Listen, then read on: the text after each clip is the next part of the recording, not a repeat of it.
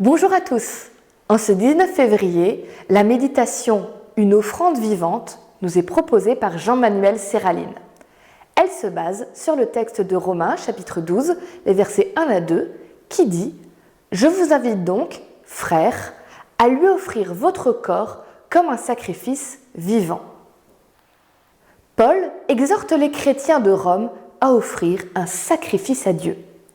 Ce sacrifice est hors du commun. Il parle d'un sacrifice vivant. En général, dans la Bible, le sacrifice implique le don de la vie, donc la mort de l'objet sacrifié. Par ailleurs, ici, celui qui offre le sacrifice est constitué lui-même sacrifice. Offrez-vous vous-même, dit le texte. Or, nous savons que Dieu abhorre le sacrifice humain. Romains 18, verset 21.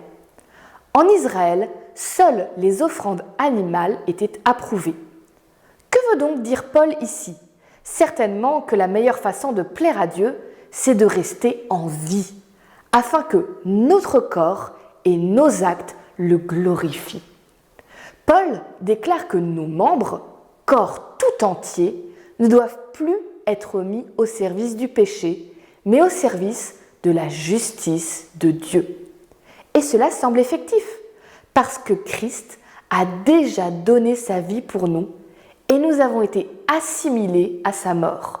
Le vieil homme a été crucifié, donc c'est de notre vivant que nous pouvons être agréables à Dieu. Le chrétien jouissant pleinement de la miséricorde divine est encouragé à ne vivre désormais que pour son Sauveur.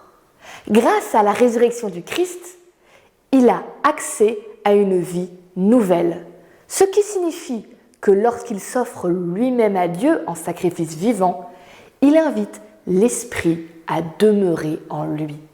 C'est ce qu'implique Romains 12,2. Soyez transformés par le renouvellement de l'intelligence. C'est le fruit de l'Esprit. Il convient de mettre l'accent sur le mot grec logikos, raisonnable en français, expression qui nous semble capitale dans le don de soi. Paul parle de culte raisonnable. Ce terme fait appel à notre intelligence et à notre esprit de logique. Le chrétien qui se livre à Dieu en retour de sa grâce n'est pas sous sédatif. Bien au contraire, conscient de ce qu'implique le cadeau de Dieu en Jésus, ce dernier choisit de s'offrir totalement au service du Maître. Rappelons que le don de soi résulte des compassions de Dieu envers l'humain. Le chrétien est invité à faire valoir son intelligence.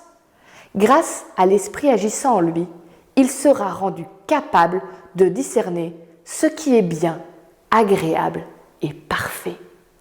Que ce magnifique programme soit sous-tendu par une étude personnelle de la Bible, une ouverture au conseil de chrétiens expérimentés, une relation fraternelle équilibrée dans l'amour et la tolérance envers celui qui n'a pas encore saisi la grâce.